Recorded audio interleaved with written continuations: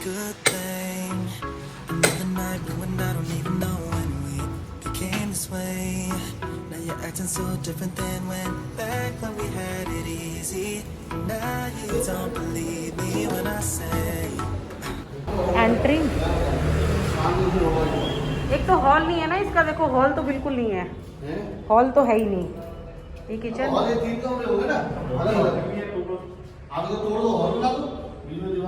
कौन सी दीवार टूटेगी? आप जैसे मर्जी ऑफिस बना सकते हो बीच में।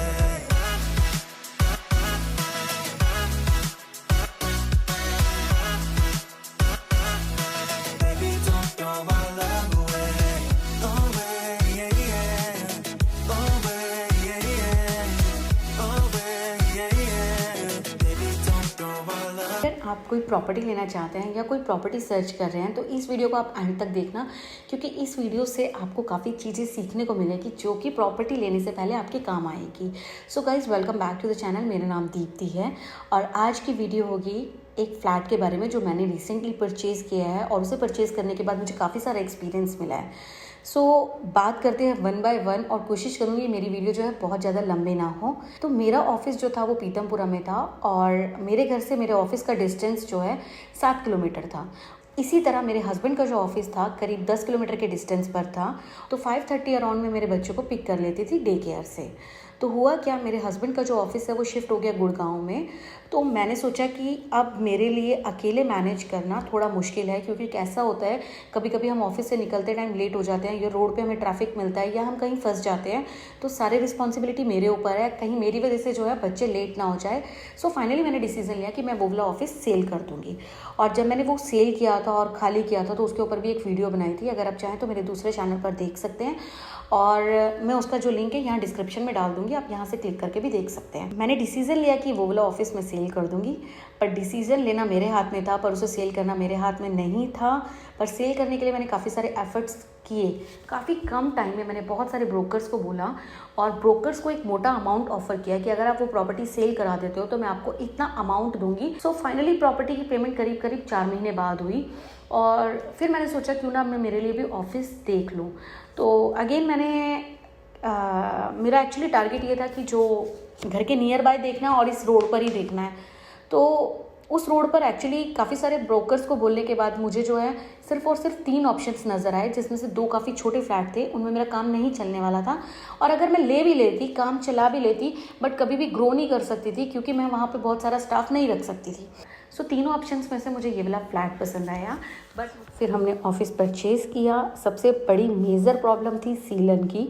हमने ऑफिस में छोटा सा हवन कराया और काम स्टार्ट कर दिया। 1 मंथ गया, उस मंथ में हमने यहाँ पर जन्माष्टमी भी सेलिब्रेट की और काफ़ी अच्छा गया 1 मंथ। नो डाउट मेरा काम भी काफ़ी अच्छा आया। जैसे जगह होती है सेटल होने में, स्टाफ सेटल होने में, हमें सेटल होने में, हमारे काम को सेटल होने में टाइम लगता है, बट ऐसा कुछ नहीं था। बहुत ही ईजिली हम सब लोगों ने एडजस्ट किया और काम करना स्टार्ट किया और काम भी अच्छा आया। तो अब प्रॉब्लम क्या आई सबसे बड़ी, कि एक दिन मैंने ऐसे ही किचन की ना विंडो खोल के देखी तो बहुत सारी दीमक गिर गई। तो मैं थोड़ा डर गई। मैंने बोला ये किस तरह के कीड़े हैं, क्योंकि मैंने दीमक कभी नहीं देखे थे अपनी ज़िंदगी में। तो बाद में जब मैंने किसी से पूछा तो उन्होंने बोला ये दीमक है। और भाई आप देख सकते हो कितनी गंदी तरीके से दीमक लगी हुई थी पूरे ही फ्लोर में। जब एक भी दरवाज़ा चौखट ऐसा नहीं बचा था जहाँ दीमक ना हो। तो अब बहुत बड़ी प्रॉब्लम वाली बात थी ये। तो मैंने मेरी मम्मी को बोला, तो मम्मी ने बोला कि ये परमानेंट प्रॉब्लम नहीं है, इस प्रॉब्लम का सोल्यूशन निकाला जा सकता है, तू पेस्ट करा। तो मैंने पेस्ट कंट्रोल वाले को अप्रोच किया और पेस्ट कंट्रोल कराया। उसने 2 साल की गारंटी में मेरा पेस्ट कंट्रोल किया। बट अगेन पेस्ट के 3 दिन बाद जब मैंने चौखट में चाबी मारी, उसके बाद कुछ दीमक जो है इस तरह से नज़र आई और वो बहुत ही घिनौना लगता था दीमक को देखना। मतलब रह दे के काम करते हुए मुझे वो दीमक दिमाग में दिखती थी, तो मेरे लिए बड़ी मुश्किल था ये एक्चुअली।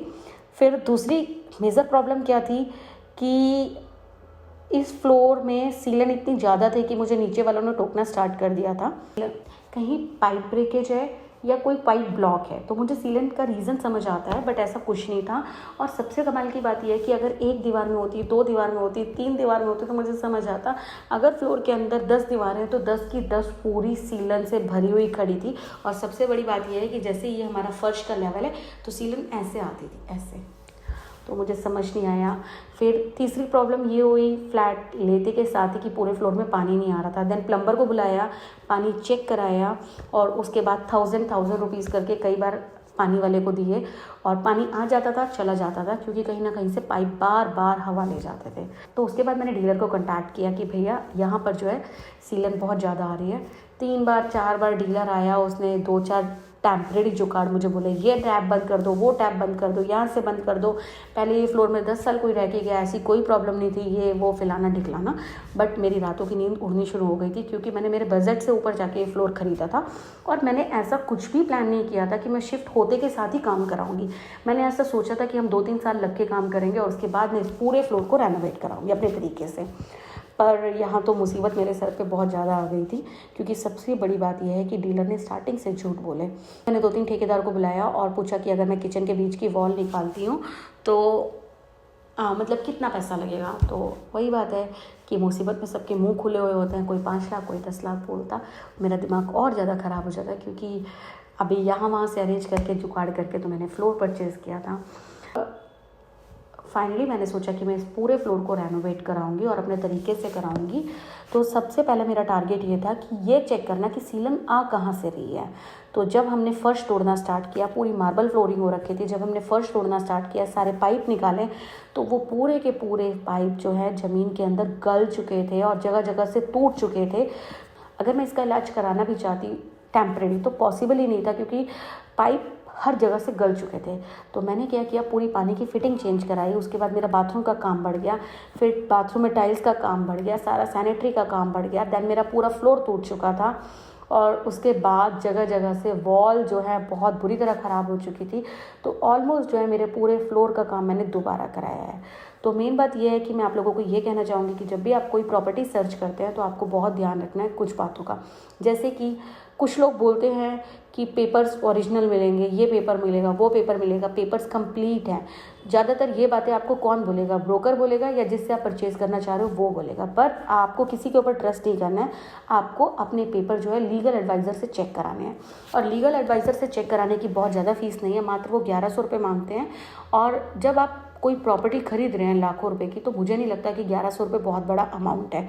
तो ये चीज़ की मैंने समझदारी की कि मैंने अपने पेपर जो हैं लीगल एडवाइज़र से चेक कराए। जितना मुझे मालूम था मैंने उतना अच्छे से स्टेप्स लिए थे, पर नहीं मालूम था कि ये चीज़ें भी हो सकती हैं। इंटरनल पाइप्स भी पूरी तरह से गल चुके होते हैं, ऐसा मेरे दिमाग में कभी नहीं आया था। तो उसके बाद आपको ध्यान रखना है कि क्या आपका प्रॉपर्टी टैक्स क्लियर है, ये भी बहुत ज़रूरी पॉइंट है। और उसके बाद आपको अपना बिजली, पानी और जितने भी टैक्सेस आपकी प्रॉपर्टी पर एप्लीकेबल हैं वो सारे क्लियर हैं या नहीं है।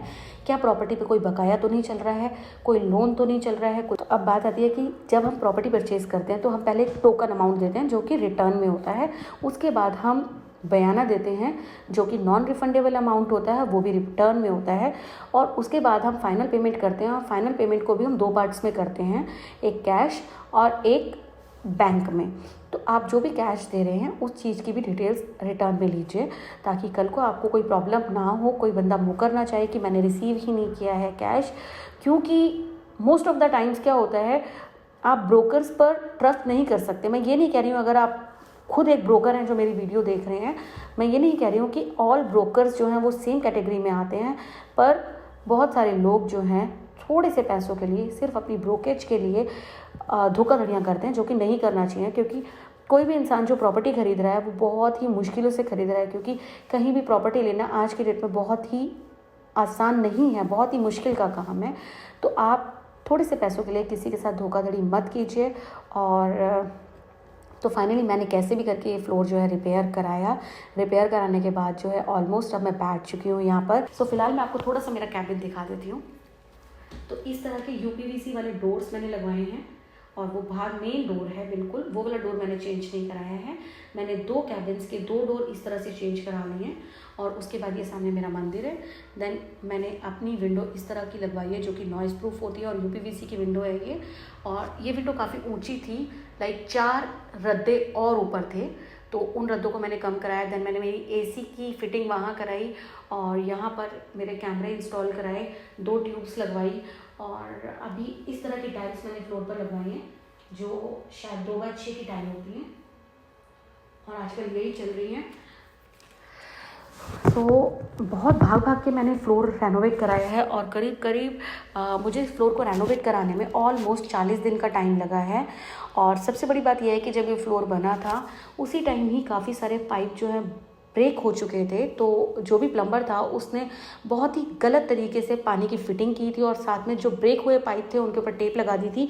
तो कह सकती हूँ कि बहुत काम कराया है पर बहुत कम टाइम में कराया है। और मैं ये कहूँगी कि जितना मुझसे लोगों ने मांगे थे पैसे, शायद उतने में तो नहीं, उससे बहुत कम अमाउंट में मैंने बहुत अच्छा काम कराया है। और जो भी चीज़ मैंने लगाई है मेरी चॉइस की लगाई है, अपनी पसंद से लगाई है और ख़ुद से ख़रीद के सॉलिड लगाई है। चलिए मैं आप लोगों को एक सजेशन देना चाहूँगी कि अगर आप कोई भी फ्लोर परचेज़ करते हैं तो आप अपने हिसाब से रेनोवेशन कराइए, क्योंकि जो चीज़ आप लगा रहे हैं और जिस जगह लगा रहे हैं वहाँ आपको पता रहेगा। आपको पता रहना चाहिए कि हमारी पाइप की लाइन कहाँ से गई है, कि अगर कभी कोई सीलन की प्रॉब्लम आती है, कोई पाइप चेंज कराना होता है तो आपको पता होना चाहिए कि मेरी यहाँ से पाइप लाइन गई है। समटाइम्स कैसा होता है कि दीवारों से पाइप गए होते हैं और हम लोग कील करना स्टार्ट कर देते हैं तो वहीं से पाइप ब्रेक हो जाता है। तो जनरली अगर हम घर खुद से बनाते हैं तो हमें मालूम होता है। तो ये सिर्फ उन लोगों के लिए कहना चाहूँगी जिनके पास टाइम होता है तो उनको अपने हिसाब से रेनोवेट कराना चाहिए। बाकी जिनके पास टाइम नहीं है उनका तो सो गाइस इतनी ही डिटेल्स देना चाहती थी इस वीडियो में आप लोगों को। सो अगर आपको ये वीडियो और मेरा एफर्ट वीडियो बनाने का पसंद आया तो इस वीडियो को like share comment and subscribe करना। और मैं कोशिश करूँगी कि इस चैनल पर मैं अपने डेली अपडेट्स आप लोगों को देती रहूँ। सो बाय बाय, टेक केयर।